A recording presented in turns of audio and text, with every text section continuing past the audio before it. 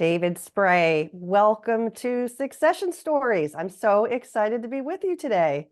Laurie, the pleasure is all mine. I've been looking forward to the opportunity to be a guest on your show for a long time. I've been listening to your podcast since the inception. I've probably listened to 80% of the episodes, and it's really one of my favorite podcasts. So it's a privilege to be a guest.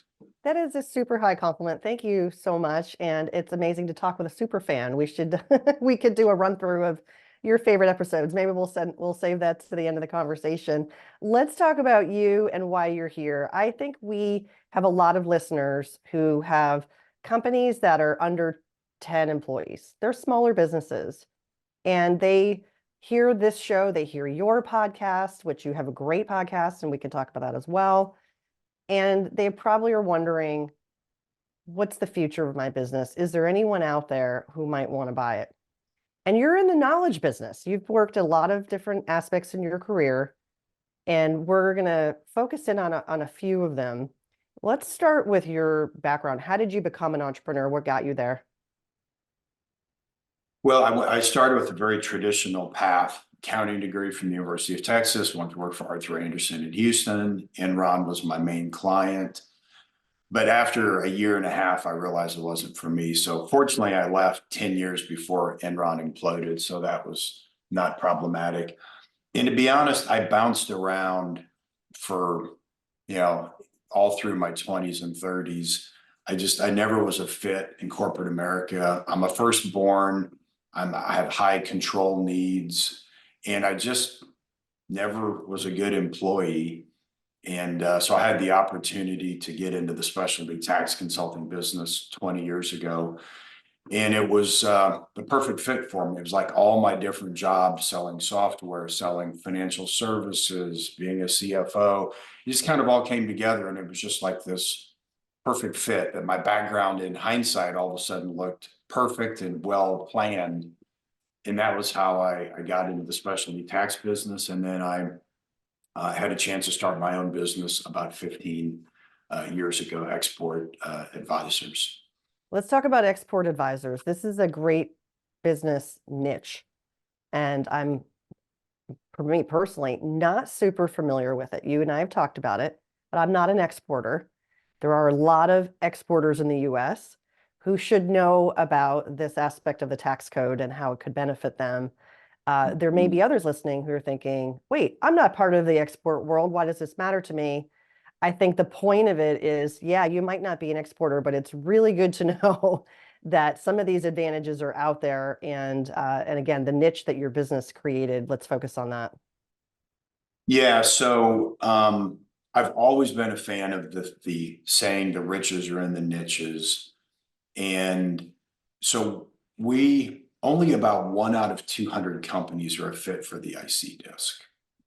They need to be privately held, closely held, very profitable, and exporting at least $5 million a year of a US product. And so when you just think about all the businesses in your neighborhood, none of them qualify. So it's probably 1 out of 200 are eligible. The one who is eligible, 90% of them have never heard of it. 95% of the CPAs I meet are not familiar with the program because of how niche it is. So, 1 out of 200 are a candidate, 90% never hear of it. The 10% of the 1% who hear of it never implement it. And we're the only firm that I know of that does nothing but IC disc. And I'd say it's because our competitors are smarter than we are. They look at that 1 out of 200 companies and they're like, that's too small of an addressable market. But I'm a fan of specialization. So I believe we manage more IC discs than any other firm in the country, and we're the only firm that does nothing but that. So yeah, and what it does is it lets an exporter segregate their income between domestic and export, and the export portion is taxed at a lower tax rate, the qualified dividend tax rate. And it's that arbitrage, the spread between the rates, that creates the tax savings. So the more they export, the higher their income, the more valuable. It's not some scheme. It's been around since 1971. It just has incredibly low utilization. In 2010, the IRS said there were only like 2 or 4,000 IC discs in the whole country. So just enormously underutilized. Wow.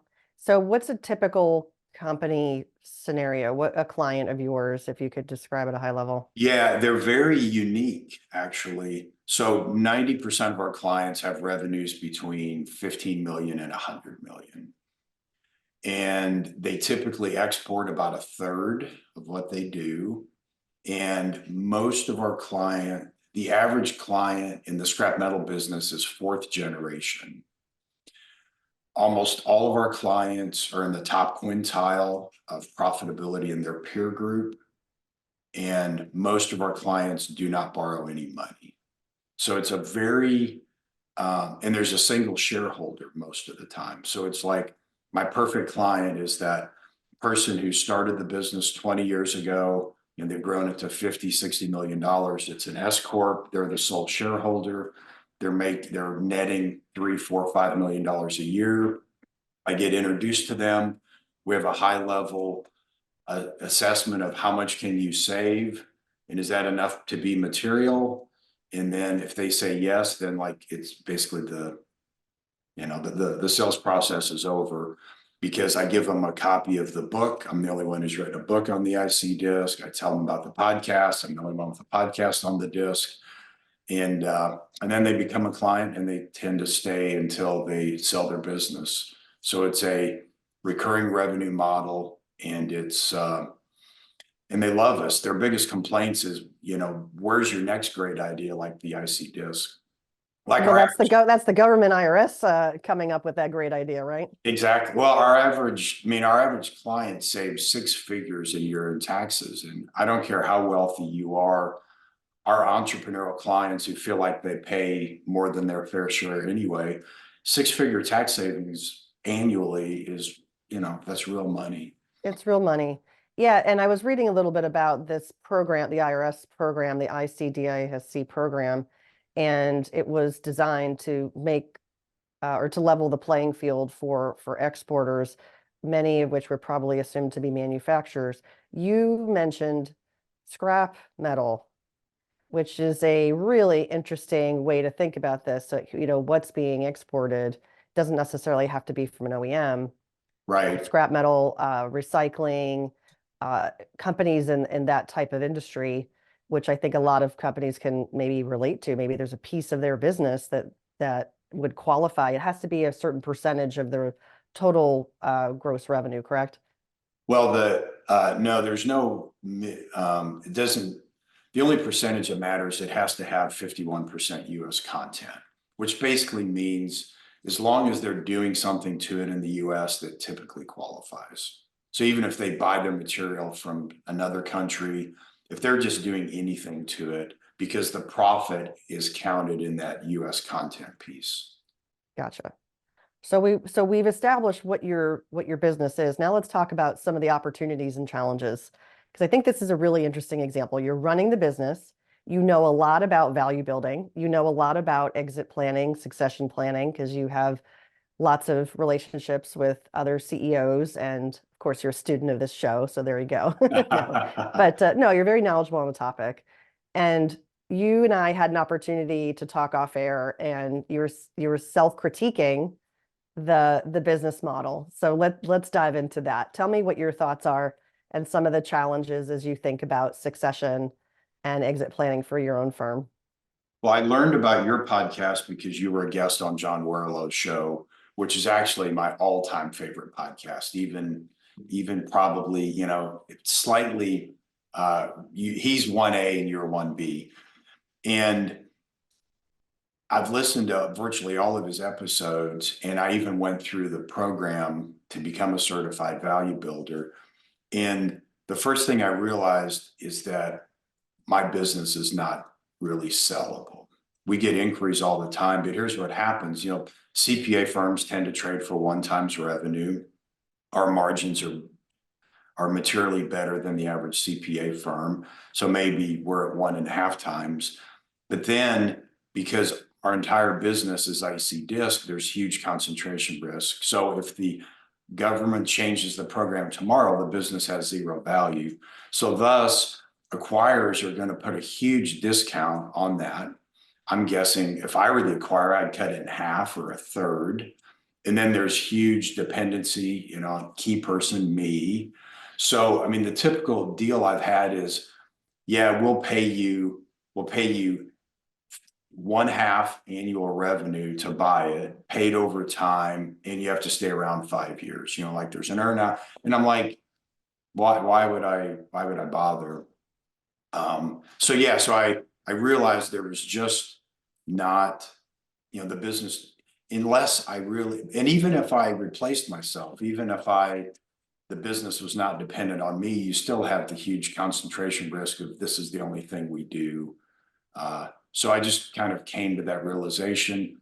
And then the other realization I had about 5 years ago is I had a team of 5 to 10 people. And what I realized was I had to add like 20 new clients a year just to pay for the infrastructure.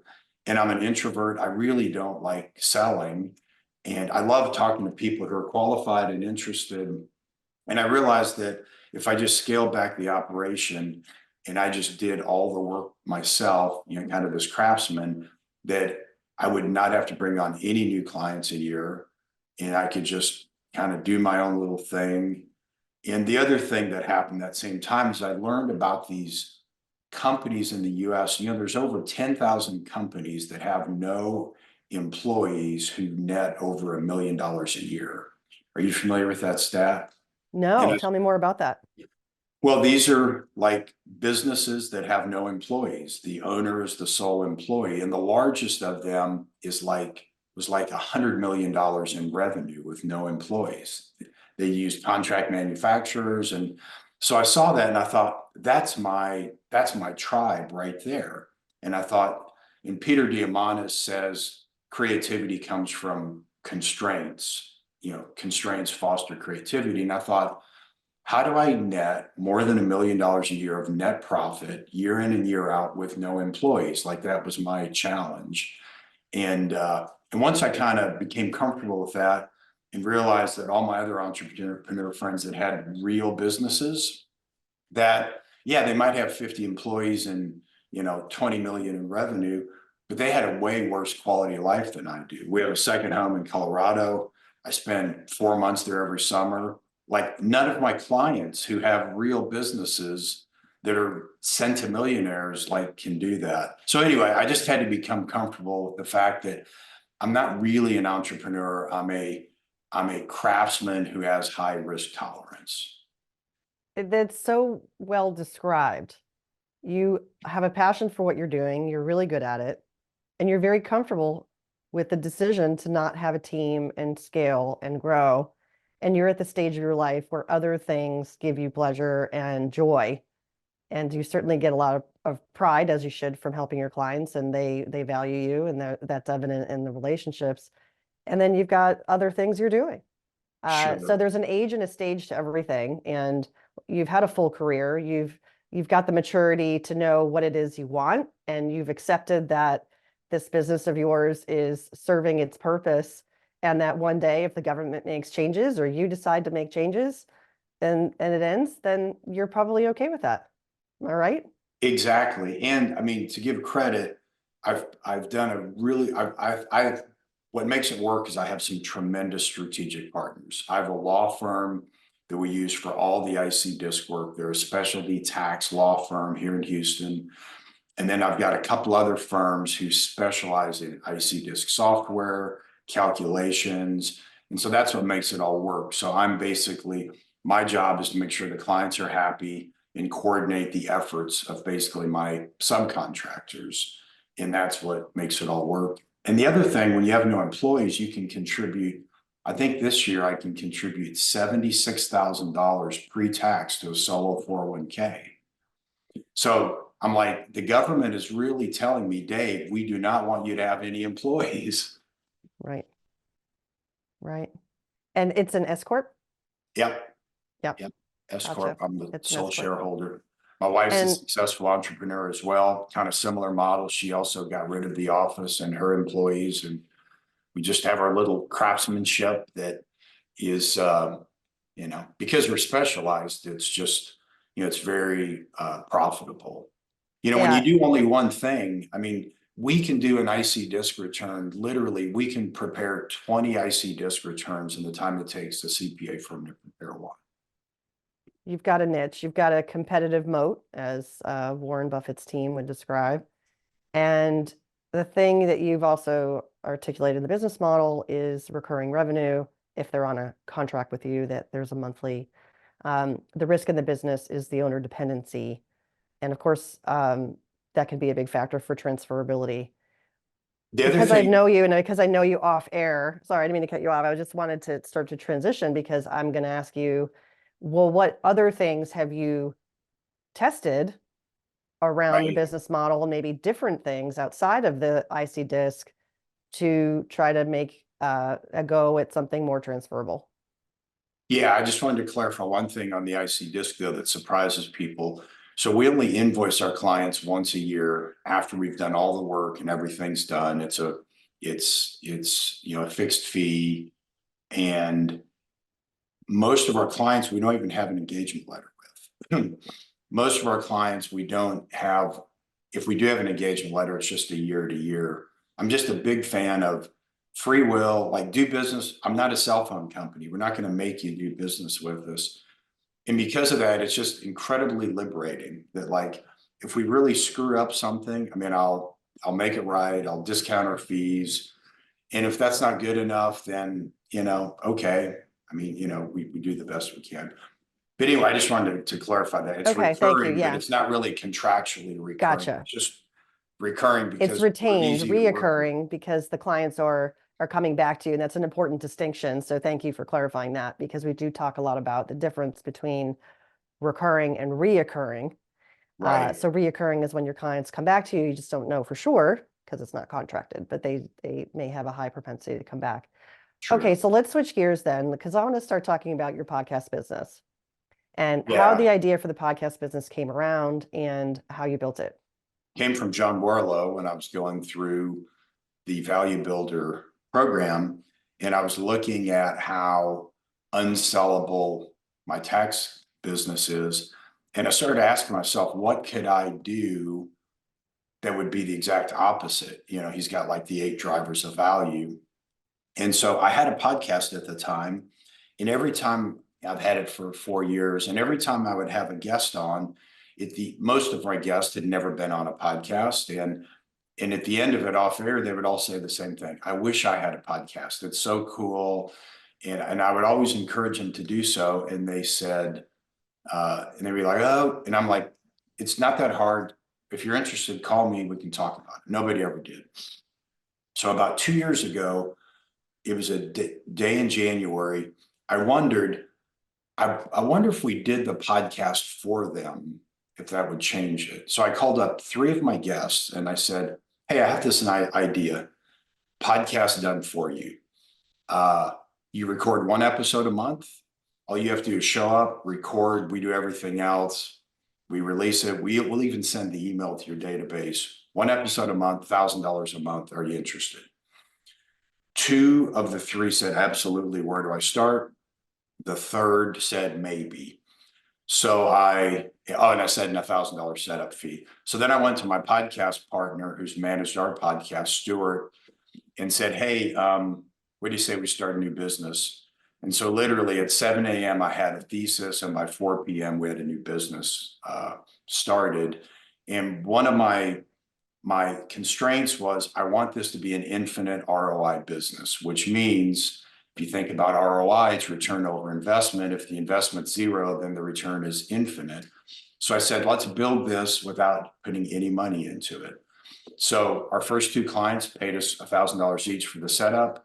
Stuart, like, literally spent 30 minutes on a rudimentary website on Squarespace.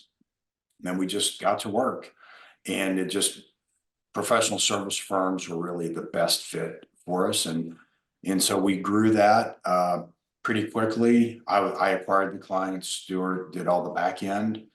And at the end of the first year, we had a small profit. We did a distribution. So I'm like, we're already at infinite ROI. And then because it was a contractual recurring revenue subscription model, the multiples that we started hearing from people were really high. I mean, and they were revenue multiples, not EBITDA multiples. So about a year in, I was talking to some folks and they said, yeah, this business as it is right now, because we had grown it pretty quickly to, several dozen clients, and our average client pays us $1,300 a month. So you can do the math, 24 times 13, what is that? 30,000 a month, 300,000 or 400,000 a year times we were hearing 5 to 10 times revenue multiples. So, I mean, it's a 7-figure number. Went to Stuart and I'm like, hey, maybe we should sell this. He's like, I don't really want to sell. I'm like, okay, he's like, let me just buy you out.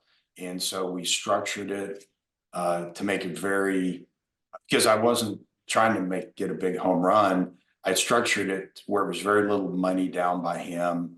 There was effectively an earn out. And then whenever he sells it, then I get a second bite of the apple there. But remember, I already had achieved my objective of infinite ROI when we distributed the first dollar of profit. So it was fun. Stuart's running it. I'm a client of that. And that business is called Your Podcast Team, yourpodcast.team. Do a great job. I recommend them to everybody. And so I built it to sell, sold it, and I achieved my infinite ROI. So it was really it was very satisfying. It told me that maybe I was more than a craftsman. Maybe I had some entrepreneurial chops that I didn't realize I had. Yeah, you absolutely did. What do you think is one of the biggest learnings for you in creating that business and then selling your shares to your partner? Yeah, probably that I am more of an entrepreneur than I thought. And what made it work was that I was a client.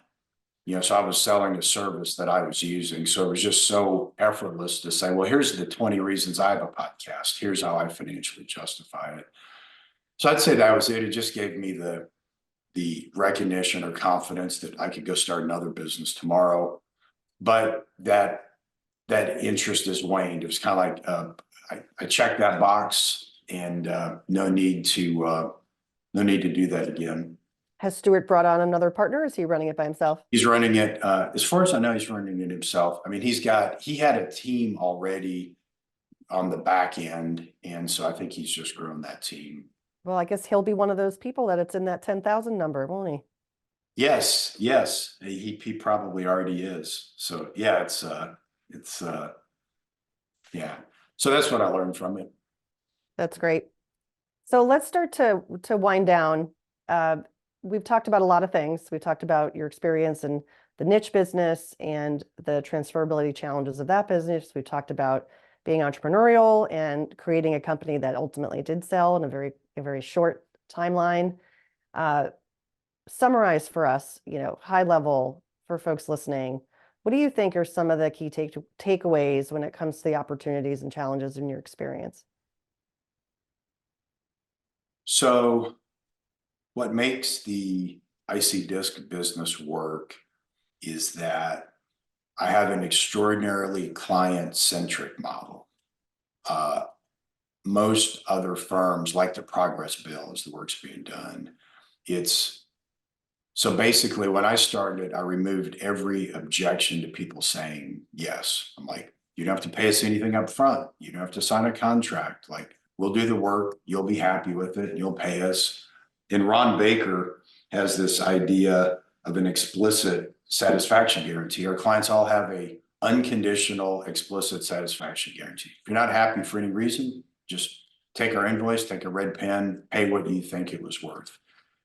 And so that just starts off with a relationship where I feel like I'm on equal footing with my clients.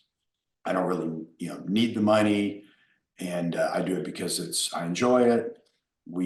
I think we've collectively saved our clients. We're now over $500 million in taxes that we've collectively saved over the last, 15 to 20 years. So I'd say that the first one is just the extraordinarily close client relationships is probably the number one thing. And then the willingness to focus And I learned, this a long time ago. When you meet an attorney at a party and you say, hey, what kind of law do you practice? And they say, well, I do wills, I do speeding tickets, I can help you with a divorce. That doesn't do anything. But if they say, all I do is I get people out of speeding tickets on interstate highways in 3 counties in Texas. If they tell you that, well, then you have, then when somebody tells you they got a speeding ticket in Harris County, you're like, oh, I know exactly where to send you. So I learned that the more niche you are, the more referable you are. So those are probably the 2 things: having great philosophical relationships with your clients and being very referable because of the niche focus.